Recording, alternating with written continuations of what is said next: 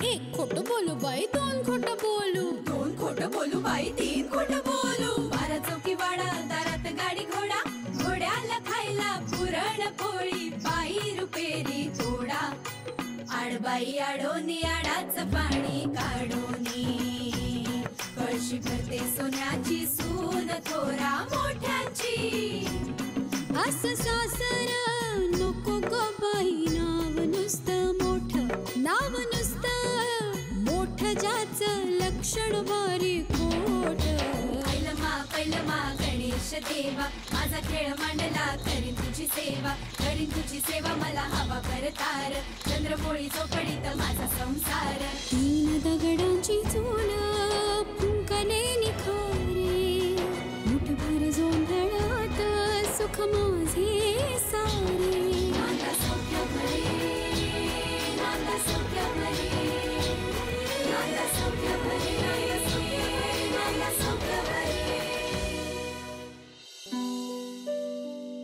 चला मी पण आले. झाले सगळे लाडू भरून? हो हो, तुम्हीच काही डबे भरून दिलेत ना, ते नील आणि हे घेऊन गेलेत. हो ना, यांना नेमकं अचानक जावं लागलं ऑफिसमध्ये, मग सगळं नीलवर पडलं.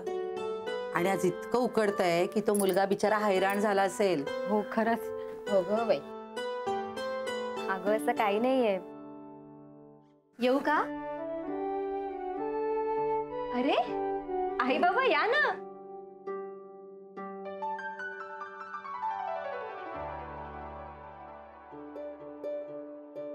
या. तुम्ही कसे आलात? अगं जुईली बाहेरच होती, ती म्हणाली तुम्ही सगळे आत आहात. अच्छा. आणि दार उघडच होतं. चला ना आपण हॉलमध्येच बसूया. नाही नाही, चालू दे तुमचं काम. खरं म्हणजे आम्ही स्वानंदीच्या काकूंना भेटायला आलोय. मला इंद्रनीलकडनं कळलं आम्हाला, लाडवांच्या ऑर्डरचा जो घोळ झाला तो. म्हटलं भेटून येऊया, अनायसे दिवाळी पण आहे, आणि आता रिकाम्या हाती कसं यायचं म्हणून मग मिठाई. बाई स्वानंदी, अगं त्यांना बसायला सांग. हो. अगं कशाला? बसेल ना ती खाली. हो, त्या दिवशी नाही का लाडू वाळायला खाली बसली होतीस? बस. हो भाऊजी तो स्टूल घ्या खेचून, तिथे बसा.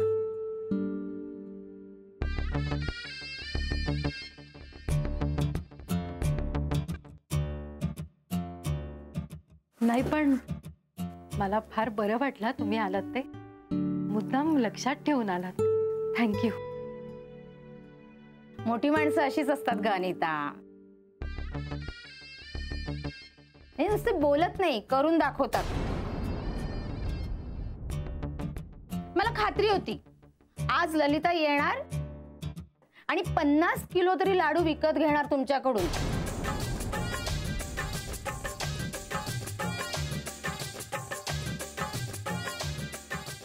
आश्रमात वाटायला लागतात ना ग त्यांना. हो हो, म्हणजे आश्रमात आधीच पाठवलंय फराळाचं. आस लावून असतात ना तिथली माणसं. हो ग, म्हणूनच म्हणते मी पण नेते माझ्या चाळीतल्या लोकांसाठी 20 किलो.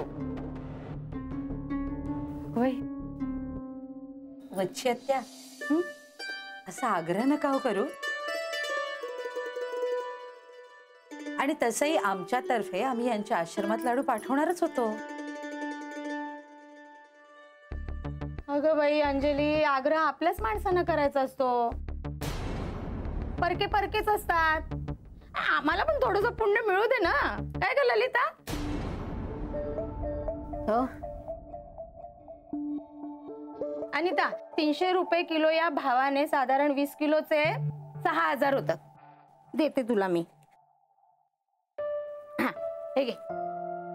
हो नाही नाही वच्छी आत्या, मला माहिती होतं तू संकोचणार, म्हणून मी येताना बाजारातूनच भाव काढून आणला होता लाडवाचा. घे.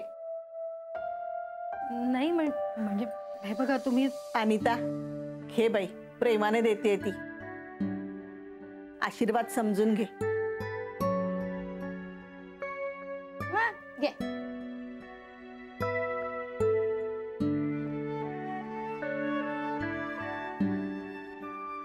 नमस्कार करते. सौभाग्य होते हो.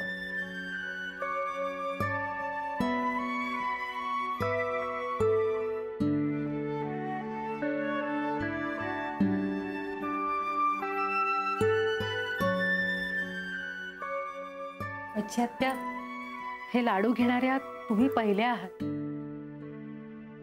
आता मला कसलीही काळजी उरली नाही. नाही म्हणजे चांगल्या घरातून आल्यात ना पैसे. आता हातोहात संपतायत की नाही बघा लाडू. अगं काळजीच करू नको तू. 50 किलो तर ललिताच घेईल आपली.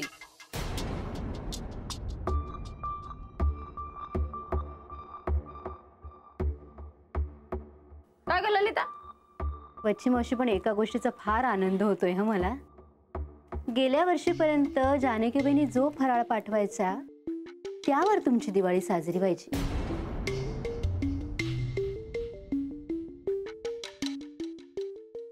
पण यावर्षी तुम्ही चाळीतल्या लोकांसाठी लाडू घेऊन जाताय.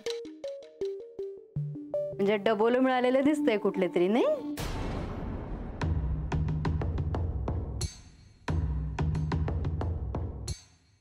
नाही ग बाई, डबोल्यावर नजर मोठ्या माणसांची असते. आम्ही आपली लहान माणसं. काय आहे ना, पुण्य कमवते त्याचं फळ पडतं माझ्या पदरात, बाकी काही नाही. ते गावची जमीन विकली होती ना, सामायिक होती, तर ते पैसे मिळाले. बाकी तुमच्यासारख्याची कृपादृष्टी असतेच अगं माझ्यावर. अच्छा अच्छा, म्हणजे मिळालेल्या पैशावर समाजकार्य करता तुम्ही नाही. बाई, समाजकार्य? एवढ्या मोठ्या समाजाचं करायला नाही ग बाई, मी खूप लहान आहे अजून. मी आपलं माझ्या चाळीतल्या लोकांसाठी दिवाळीचा गोडवा घेऊन जाते. खूप करतात ग. म्हणजे माझ्या दारात काळं कुत्र जरी भुंकत आलं ना, तरी माझ्या आधी ते रपाटा घालतात. मग का नाही करू मी त्यांच्यासाठी? ओ ललिताबाई, तू नाही म्हणायचं मला. हा, तू नाही म्हणायचं. तुमच्या घरी जेवायला नाही येत मी. केव्हापासून बघते मी तुम्ही दोघेही बोलतायत. ती बिचारी वच्छी आत्या ऐकून घेते म्हणून काही बोलाल का तुम्ही?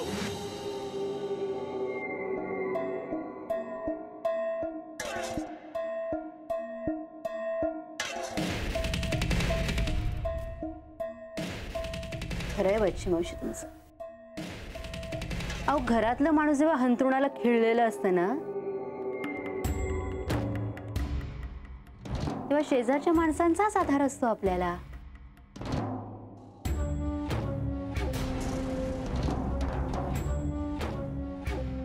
म्हणूनच बाई चांगले शेजारी असावेत हो. हाजी, काय सांगू तुम्हाला, माझा नवरा असा लुळा पांगळा. अच्छा त्या हो, असं बोलू नये हो. मी आनंदाने बोलत नाही ग, लोक बोलतात त्यांना तसं.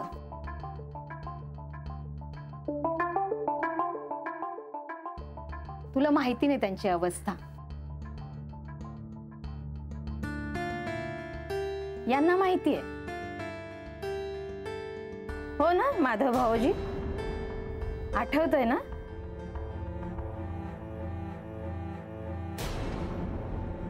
ही असली कामं करून पाळता का या लोळ्या पांगळ्याला? ए बाबा, जरा नीट बघून घे, कोणाशी पंगा घेते तुझी बायको. माझ्याशी नडली ना तर परिणाम वाईट होतील.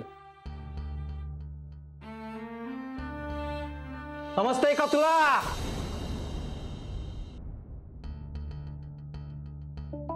पण मला माहितीये त्यांच्या डोक्यावर देवाचा आशीर्वाद आहे आणि पाठीशी माझी पुण्याई.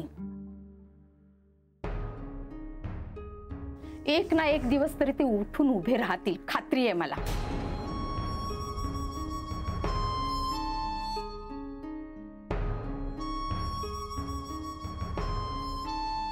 आई चहा आणू का? नाहीतर कॉफी घ्याल का? तुम्हाला आवडते तशी आणते अगदी. अगं नको, घाई आहे का तिला?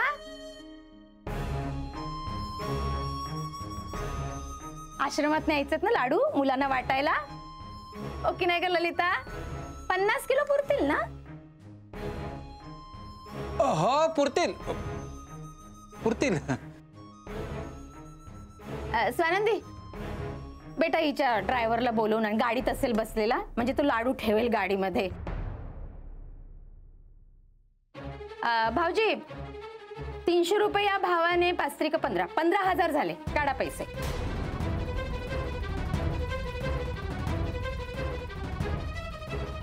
अच्छी आत्या, अहो काहीतरीच काय. अगं पैसे दिले नाही तर तिला पुण्य मिळणार नाही अनिता. असं काय करतेस? आणि तू काळजी करू नको बाई, जहागीरदार मंडळी आहेत ही. साधे खिसे झटकले ना तरी सुद्धा 10-15,000 सहज पडतील खाली. हो ना?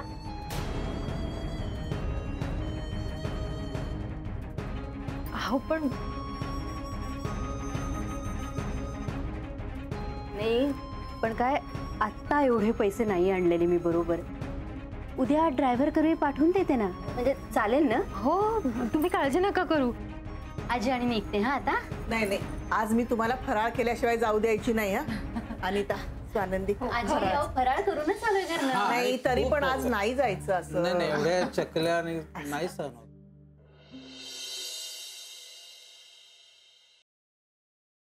ललिता 2 तास झाले आपण नुसते फिरतोय. क्षीरसागरांची तलवार लटकते ना डोक्यावर. त्यापेक्षा आपण त्या देशपांड्यांकडे परत जाऊया.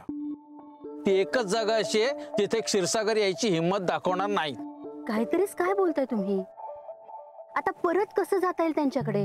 सुटका हवी ना क्षीरसागरांपासून, मग त्याची किंमत मोजावीच लागेल. ATM मधनं काढूया 15,000 रुपये आणि ते देण्याच्या निमित्ताने परत जाऊया. तो एका गावपणा करून ठेवलेलाच आहे बच्ची मावशीने. 15,000ला चुना लावलाय. लक्ष्मी तर नाहीच, अवदसा बसले मानगुटीवर. भर दिवाळीत दिवाळी निघालंय आपलं. चला आता जाऊया तिथेच. फिरव रे गाडी.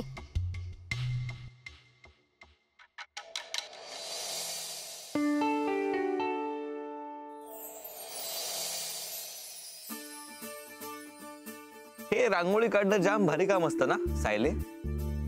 नीलदा, ही रांगोळी पुढच्या वर्षी तुमच्या घरी असेल ना? ही रांगोळी ना? ही रंगीबेरंगी रांगोळी ना? हो.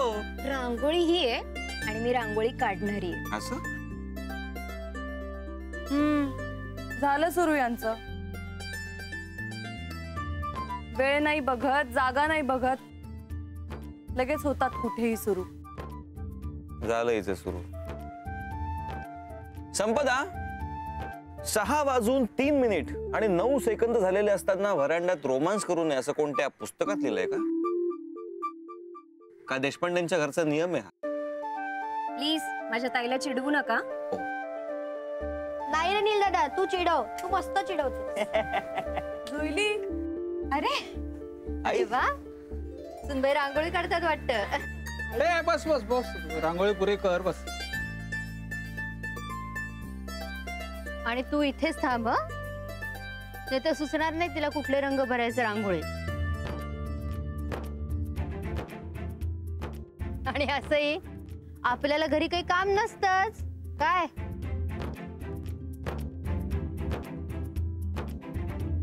काय ग फटाके?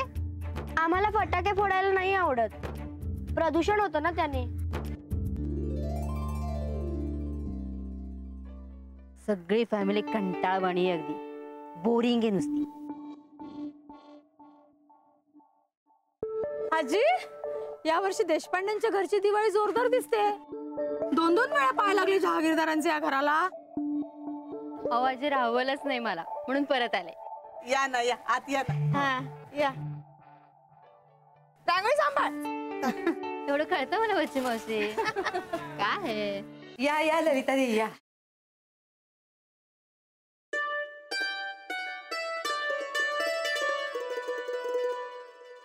खरंच बरं झालं तुम्ही आलात. लक्ष्मीपूजनाच्या संध्याकाळी अचानक घरात आलेली सवाष्ण म्हणजे साक्षात लक्ष्मीच असते असं म्हणतात. म्हणूनच वच्ची मावशी ठिय्या देऊन आहेत का इथे? अगं मी घरचीच आहे. तुम्ही कोणाच्याही घरी गेलात तरी त्या घरच्याच होऊन जाता वच्छी मावशी. भाग्य लागतं भाऊजी त्यासाठी. असेल. मी विसरून जायच्या आधी पैसे. अहो पैसे कुठे पळून जात होते का? अहो नाही ते बरोबर आहे, पण एवढी छोटी रक्कम लक्षात राहिली नसती माझ्या आणि तुम्ही मागितलेही नसते. म्हटलं जातोच होतं देऊन टाकावेत म्हणून. आणि आश्रमातल्या लोकांना खूप आवडल्या लाडू. ते सांगायला चाललो इथे आम्ही आता परत.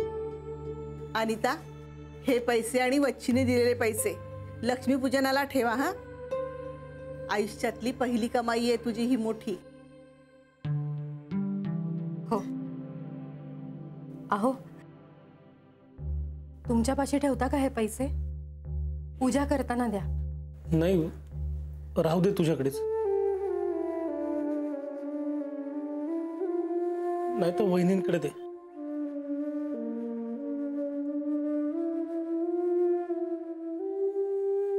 काकूचा फोन आले.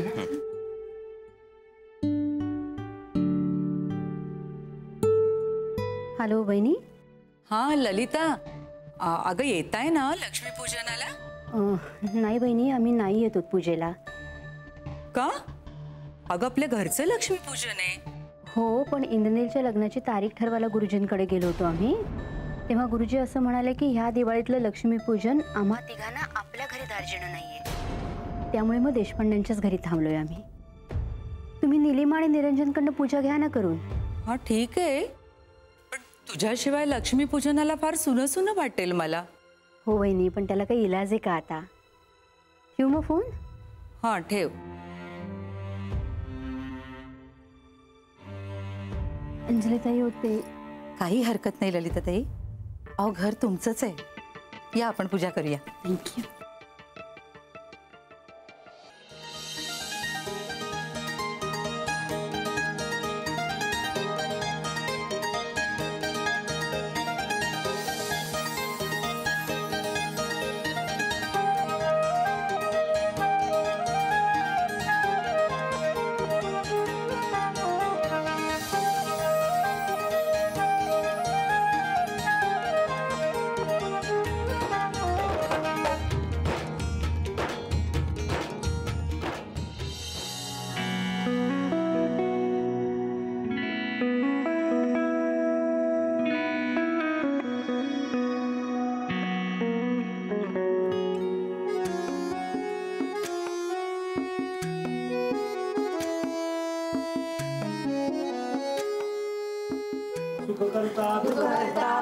विघ्नाची नुरवी पुरवी प्रेम कृपा जयाची सर्वांगी सुंदर उटी शेंदुराची कंठी झळके माळ मुक्ता फळाची जय देव जय मंगल मूर्ती दर्शन मात्रे मन.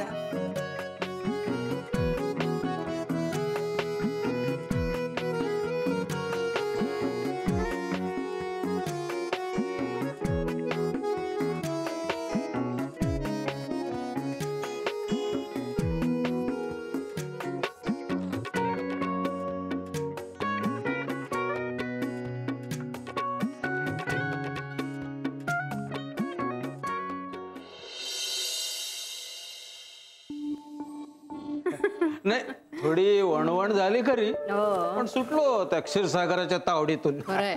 आता काय तो येत नाही. गेला सर आपल्या कुटुंबाला घेऊन. कुठे काय लिहिलं होतं त्या चिठ्ठीत?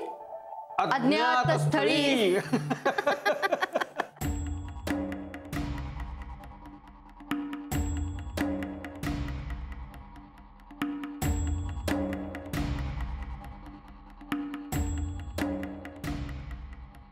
एवढे दागिने त्या क्षीरसागरबाईचे आपल्याकडे. घरात एवढा ऐवज पडलाय आणि लक्ष्मीपूजनाच्या दिवशी मी लंकेची पार्वती. केवढ्याचा असेल हो हार? किती तोळ्याचा आहे तू सांग, मग केवढ्याचा असेल ते मी सांगतो. 5 तोळ्याचा. झालं ना, सरळ सरळ 1.5 लाख. असे ढीगभर दागिने पडले तिचे आपल्या घरात. कळून दे बाई, आपली नाहीये ती वस्तू. ती सुरेख आहे. एवढे पैसे मोजल्यावर काहीही सुरेखच दिसत. अगं घेऊन दे होता तिथे. असू दे हो. क्षीरसागर काय आता परत येत नाही, ते गेले अज्ञात स्थळी. कशाला वापरायची आपण दुसऱ्याची वस्तू? हे तुम्ही बोलताय? तुमच्या तोंडी शोभत नाही तसे वाक्य जहागीरदार. आणि क्षीरसागर परत कधी येणार आहे ते त्यांना सुद्धा माहिती नाहीये. लक्ष्मीपूजन गेलं माझं ओकबोक. उद्या पाडवा आहे आणि तेव्हाही घालणारे मी हा हार. अरे बापरे, तो कोण वाजवतोय दरवाजा? एवढं रात्री कोण आलं असेल?